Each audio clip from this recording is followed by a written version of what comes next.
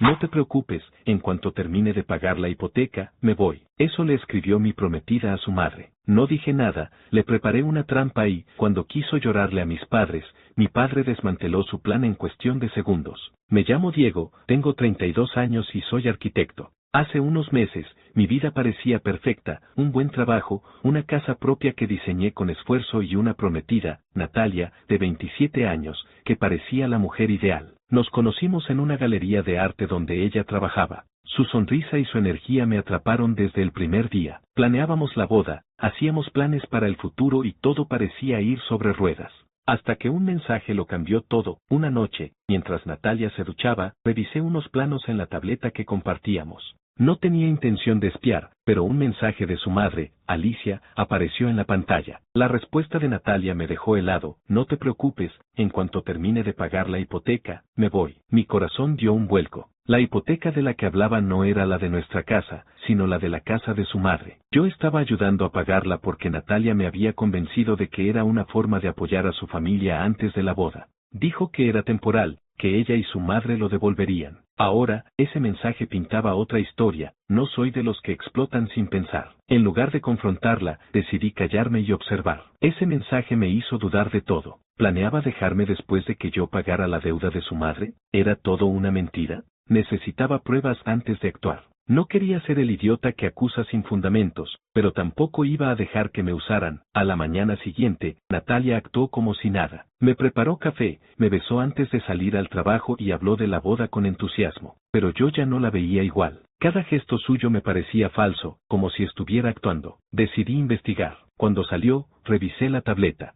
No me sentía bien fisgoneando, pero encontré una conversación completa entre ella y su madre. Los mensajes eran fríos y calculados. Alicia le decía cosas como, sigue siendo cariñosa, que no sospeche nada, y Natalia respondía, tranquila, lo tengo controlado. Es tan confiado que no se dará cuenta. Hablaban de cómo yo pagaría la hipoteca de Alicia, y luego Natalia me dejaría, asegurándose de sacar algo en el divorcio. Incluso planeaban esperar un año después de la boda para que no pareciera sospechoso. Me sentí como si me hubieran apuñalado. Pero en lugar de enojarme, decidí ser listo. Llamé a Marcos, mi abogado y amigo de la universidad. Le conté todo, y me dijo, no la confrontes todavía. Consigue pruebas sólidas y protégeme tus finanzas. Me ayudó a planear cada paso. Tomé capturas de los mensajes, asegurándome de que Natalia no pudiera borrarlos. También noté detalles que antes ignoré, como insistía en que compráramos cosas a su nombre, como muebles, diciendo que era por si acaso. Ahora entendía que todo era parte de su plan. Seguía actuando normal, aunque cada día era más difícil. Cada abrazo de Natalia me daba náuseas, pero mantuve la calma. Una noche, mientras cenábamos, ella propuso invitar a nuestras familias a un restaurante elegante para unirnos más antes de la boda. Acepté, pero en mi cabeza ya tenía un plan. Quería exponerla frente a todos, pero de forma fría y precisa. Con Marcos, organizamos una cena en una sala privada del restaurante, con un proyector para mostrar las capturas de los mensajes. Invité a mis padres, a los de Natalia, Ernesto y Alicia, y a 2 amigos cercanos que sabía que me respaldarían. Los días antes de la cena fueron intensos. Seguía trabajando en la oficina, pero mi mente estaba en la estrategia. Recopilé más pruebas, incluyendo un mensaje donde Natalia le decía a su madre que estaba cansada de fingir, pero que valía la pena por el dinero. También contraté un cerrajero para cambiar las cerraduras de mi casa el día de la cena y arreglé que las cosas de Natalia fueran enviadas a casa de sus padres. No quería dejar nada al azar. El día de la cena llegó. Natalia estaba radiante, convencida de que todo iba según su plan. Yo estaba nervioso, pero decidido. En el restaurante, todos estaban contentos, brindando por nuestro futuro. Mis padres, como siempre, eran discretos. Mi padre, un hombre callado pero observador, me miró un par de veces, como si sospechara algo. La madre de Natalia charlaba sin parar, mientras su padre, Ernesto, parecía más reservado. La cena transcurrió normal hasta el postre. Entonces pedí atención y dije que tenía una sorpresa. Todos sonrieron, pensando que iba a hablar de la boda. Encendí el proyector y el primer mensaje apareció: no te preocupes, en cuanto termine de pagar la hipoteca, me voy. El silencio fue total. Natalia se quedó pálida, y Alicia balbuceó algo sin sentido. Seguí mostrando los mensajes, uno tras otro, dejando que hablaran por sí mismos. No necesitaba decir mucho, las palabras de Natalia y su madre lo decían todo. Mi padre rompió el silencio. Entonces, esto es lo que planeabas. ¿Usar a mi hijo para pagar la deuda de tu madre y luego dejarlo? Su voz era tranquila, pero cortante. Natalia intentó defenderse, diciendo que era un malentendido, que los mensajes eran una broma. Pero nadie le creyó. Ernesto miró a Alicia, furioso, y le preguntó si era cierto. Ella no pudo responder. Mis amigos me apoyaron con miradas firmes, y mi madre, que siempre quiso a Natalia, solo bajó la cabeza, decepcionada. No dejé que la situación se alargara. Dije que la relación estaba terminada, que las cosas de Natalia ya estaban en casa de sus padres y que las cerraduras de mi casa habían sido cambiadas. No le di espacio para discutir. Natalia intentó acercarse, llorando, diciendo que me amaba, pero la detuve. No pierdas mi tiempo, le dije, y salí con mis padres y amigos, dejando a Natalia y a Alicia enfrentando las consecuencias. Esa noche, al llegar a casa, sentí un alivio enorme. Pero sabía que Natalia no se rendiría tan fácil. Lo que no esperaba era lo rápido que su plan se desmoronaría, ni cómo su propia familia se volvería en su contra. A la mañana siguiente, mi teléfono empezó a sonar sin parar. Eran mensajes de Natalia. Primero, intentó disculparse: Diego, por favor, hablemos, no es lo que parece. Luego, cambió de tono, diciendo que yo había exagerado, que había malinterpretado todo. Finalmente, pasó a la súplica, pidiéndome que no la dejara tirada. No respondí. Marcos, mi abogado, me había advertido: no le des espacio para manipularte otra vez. Que se comunique a través de mí si quiere algo. Bloqueé su número y seguí con mi día, pero Natalia no era de las que se quedan calladas. Al mediodía, recibí un mensaje de mi madre. Diego, Natalia fue a casa. Está llorando, dice que todo fue culpa de Alicia, que ella la presionó. Me esperaba algo así. Natalia siempre había sido buena para jugar la carta de la víctima.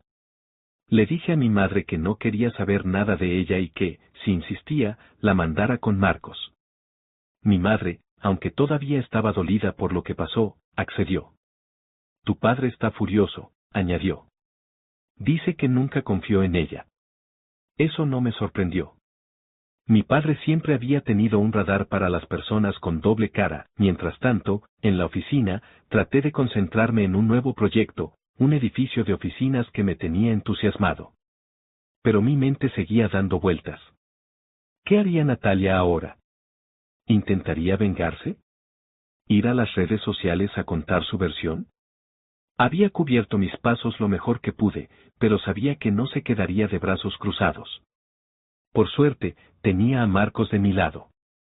Me llamó esa tarde para decirme que había revisado todo. La hipoteca de la casa de Alicia estaba a su nombre, no al mío, así que no había forma de que me involucraran legalmente. También me sugirió congelar mis cuentas compartidas con Natalia, algo que ya había hecho el día antes de la cena. Esa noche, mientras revisaba correos, recibí una llamada de Ernesto, el padre de Natalia. No esperaba eso. Su voz sonaba cansada, casi rota. Diego, no sé cómo disculparme, dijo. No tenía idea de lo que Alicia y Natalia estaban planeando. Me contó que, después de la cena, tuvo una discusión fuerte con su esposa. Alicia admitió que había empujado a Natalia a manipularme, diciendo que era la única forma de salvar su casa. Ernesto estaba devastado. Dijo que siempre había querido a Natalia, pero que no podía seguir apoyándola después de esto.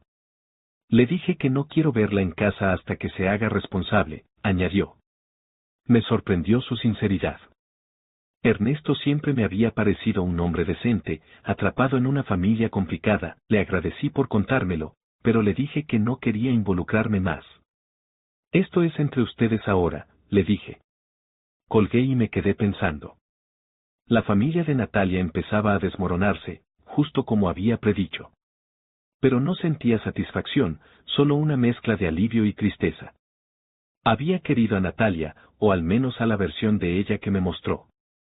Enterarme de que todo era una fachada seguía doliendo. Los días siguientes fueron un torbellino. Natalia intentó contactarme a través de amigos en común, pero nadie le dio juego. Mis amigos, los que estuvieron en la cena, se aseguraron de que todos supieran la verdad. Uno de ellos, Juan, me contó que Natalia había intentado hablar con él, diciendo que yo la había humillado sin razón. Pero Juan, que había visto los mensajes en el proyector, le cortó el rollo. No vengas con cuentos, Natalia. Todos vimos lo que escribiste. Eso la hizo retroceder, pero no por mucho. Una semana después, Natalia dio un paso más desesperado. Apareció en la oficina donde trabajo. No sé cómo tuvo el valor. Entró con la cabeza baja, diciendo que necesitaba hablar conmigo. Mi jefa, que ya sabía parte de la historia, la detuvo antes de que llegara a mi escritorio. Diego no está disponible, le dijo, con un tono que no admitía discusión. Natalia insistió, diciendo que solo quería explicarse, pero mi jefa no cedió. Al final, se fue, no sin antes dejar una carta en la recepción. La leí más tarde, y era puro drama. Decía que estaba arrepentida, que su madre la había manipulado, que me amaba y que quería otra oportunidad. No le creí ni una palabra. La carta fue directa a la basura. Esa misma noche, hablé con Marcos otra vez. Me dijo que Natalia había intentado contactarlo, pidiéndole que mediara. Le dije que no hay nada que negociar, me contó. También me enteré de que está teniendo problemas en la galería. Parece que su jefe se enteró de lo que pasó y no está contento. No me sorprendía. La galería donde trabajaba Natalia era un lugar pequeño, y las noticias corrían rápido. Si su jefe sabía que había intentado estafar a su prometido, no iba a confiar en ella para manejar clientes. Mientras tanto, Ernesto me llamó otra vez. Esta vez, sonaba más enojado. Me dijo que Alicia y él estaban al borde de la separación. Ella sigue defendiendo a Natalia, diciendo que todo fue su idea y que Natalia solo quería ayudarme, dijo. Pero yo no le creo. Natalia sabía lo que hacía. Me contó que había cortado todo apoyo financiero a su hija y que le había dicho que buscara un segundo trabajo si quería mantenerse. Alicia, por su parte, estaba furiosa con él, diciendo que estaba siendo demasiado duro. Pero Ernesto estaba harto. No voy a seguir pagando por sus errores, me dijo. Esa conversación me hizo darme cuenta de lo profundo que era el desastre que Natalia y Alicia habían causado. No solo habían perdido mi confianza, sino que habían roto su propia familia. Parte de mí sentía lástima por Ernesto, pero otra parte sabía que esto era consecuencia de sus acciones. Yo, por mi parte, seguía adelante. Cambié la decoración de la casa, tiré los cuadros que Natalia había elegido y pinté las paredes de un color nuevo. Era mi forma de cerrar ese capítulo. Una noche, mientras tomaba una cerveza con Juan, me contó algo que no esperaba. Natalia había intentado contactar a mis padres, yendo a su casa con más lágrimas y excusas. Pero mi padre, fiel a su estilo, no le dio espacio. Le dije que no quería escuchar sus mentiras. Me contó Juan, que estaba allí cuando pasó. Tu padre le dijo, si tenías un plan, asume las consecuencias. No la dejó hablar más. Mi madre, que suele ser más suave, tampoco cedió. Le dijo a Natalia que había traicionado mi confianza y que no había vuelta atrás. Natalia se fue llorando, pero no antes de intentar culpar a Alicia otra vez. Esa fue la gota que colmó el vaso para mí. Decidí que, aunque no quería vengarme, tampoco iba a dejar que Natalia siguiera intentando manipular a mi familia. Hablé con Marcos y le pedí que enviara una carta formal a Natalia, dejándole claro que cualquier contacto futuro sería considerado acoso. También me aseguré de que todos en mi círculo supieran la verdad, para que no tuviera espacio para seguir con sus historias. Mientras tanto, mi vida empezaba a tomar forma otra vez. En la oficina, el proyecto del edificio avanzaba bien, y mis colegas me apoyaban. Algunos, que conocían a Natalia, no podían creer lo que había hecho. Parecía tan dulce, me dijo una compañera. Sí, eso pensaba yo también, respondí. Pero no quería seguir hablando de ella. Quería enfocarme en el futuro. Sin embargo, algo me decía que Natalia no había terminado. Conocía su carácter, no era de las que aceptan una derrota sin pelear. Y aunque su familia estaba en crisis y su plan había fracasado, sabía que intentaría algo más. Lo que no imaginaba era que su próximo movimiento sería tan desesperado, y que arrastraría a más personas en su caída. Un par de semanas después de la cena, las cosas parecían calmarse. Mi casa ya no tenía rastros de Natalia, y el proyecto en la oficina avanzaba a buen ritmo. Mis amigos y mi familia me apoyaban, y hasta empecé a salir más, retomando hobbies que había dejado de lado, como correr por las mañanas. Pero entonces, una tarde, recibí un correo inesperado. Era de un conocido mutuo, Luis, alguien con quien Natalia y yo habíamos salido un par de veces. El asunto decía: necesito hablar contigo. Mi instinto me dijo que esto no era casualidad. Luis me pidió vernos en un café. Cuando llegué, lo noté nervioso, mirando su teléfono cada 2 segundos. Sin rodeos, me contó que Natalia lo había contactado. Me pidió que hablara contigo, dijo. Dijo que estaba siendo injusto, que la habías humillado sin darle chance de explicarse. Rodé los ojos. Era el mismo cuento de siempre. Pero luego Luis dejó caer la bomba. Natalia estaba intentando armar una campaña en redes sociales para pintar su versión de la historia. Había creado un perfil anónimo en una plataforma parecida a Reddit y estaba publicando un relato donde se presentaba como la víctima. Según ella, yo la había manipulado, la había echado de la casa sin razón y la había dejado en la calle. Incluso inventó que yo había sido controlador y que su madre solo quería protegerla. Me quedé en shock, pero no sorprendido. Era típico de Natalia: si no podía ganar con la verdad, inventaría una mentira. Luis me enseñó las publicaciones. Eran largas, llenas de detalles dramáticos, y algunas personas en los comentarios le creían, pidiéndole que denunciara o que buscara un abogado. Pero otros, más escépticos, preguntaban por pruebas. Natalia no tenía ninguna, por supuesto. Le agradecí a Luis por avisarme y le pedí que me mantuviera al tanto si ella intentaba algo más.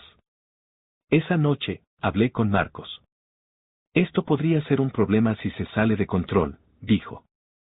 Pero también es una oportunidad para terminar con esto de una vez. Marcos sugirió que no respondiera directamente en las redes. Si entras en su juego, te arrastrará a un circo, me dijo. En cambio, propuso enviar una advertencia legal a Natalia, recordándole que difamarme podía tener consecuencias. También me sugirió contactar a la plataforma donde estaba publicando.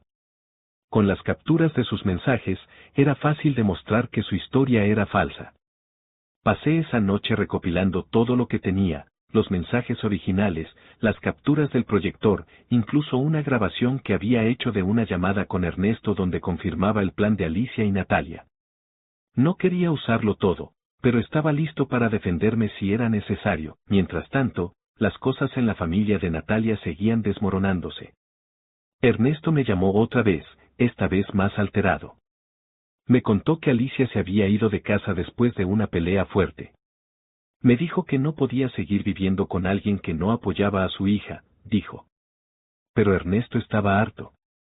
Había descubierto que Alicia había sacado un préstamo a su nombre sin decírselo, usando la casa como garantía, lo que explicaba por qué estaban tan desesperadas por que yo pagara la hipoteca. No voy a dejar que me hundan más, me dijo.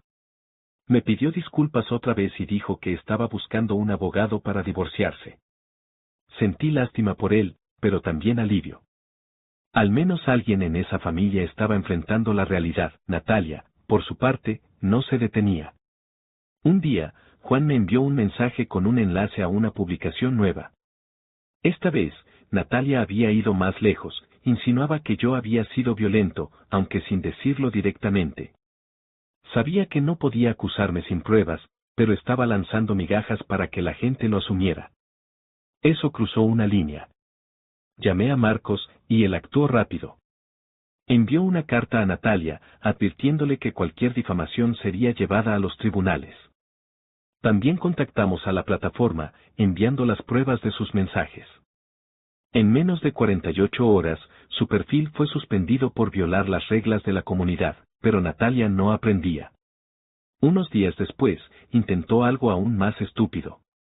Fue a la galería donde trabajaba y, según un amigo que conoce a alguien de ahí, armó un escándalo cuando su jefe le dijo que su horario se reduciría. Al parecer, los rumores sobre su comportamiento habían llegado al dueño, y no querían arriesgar la reputación del lugar. Natalia gritó, lloró y hasta amenazó con demandar, pero no logró nada. Terminaron despidiéndola. Sin su trabajo en la galería, y sin el apoyo de su padre, se quedó sin opciones.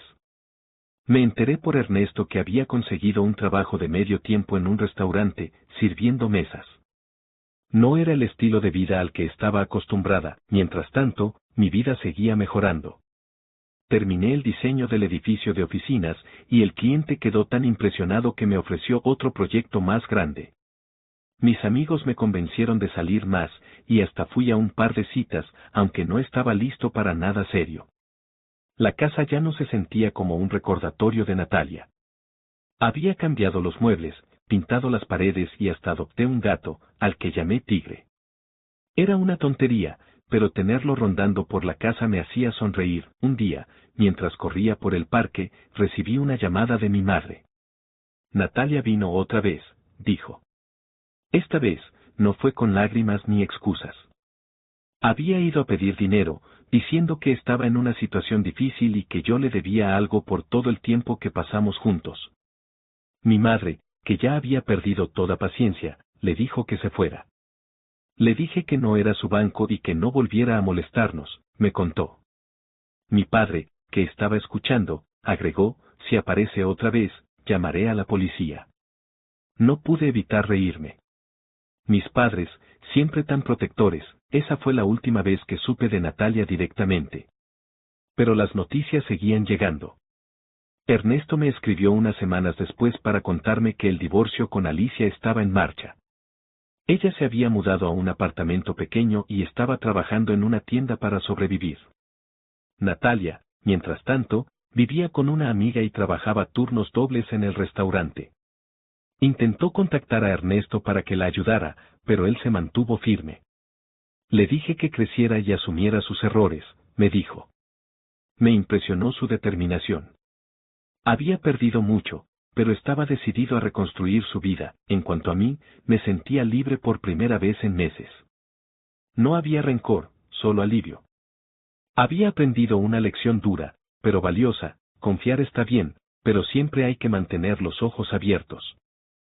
Seguí adelante, enfocándome en mi trabajo, mis amigos y mi familia. Tigre se convirtió en mi nuevo compañero, y aunque suena cursi, llenó la casa de vida. A veces, mientras trabajaba en mis planos, miraba por la ventana y pensaba en lo cerca que estuve de perderlo todo por alguien que nunca me quiso de verdad. Natalia nunca volvió a contactarme. Supongo que, al final, se dio cuenta de que no tenía nada más que ganar. Su plan, que parecía tan perfecto en su cabeza, se derrumbó por su propia ambición. Y aunque no me alegré de su caída, no podía negar que se lo había buscado. Mi vida, por otro lado, estaba en orden. El pasado quedó atrás, y el futuro, por primera vez en mucho tiempo, se veía claro.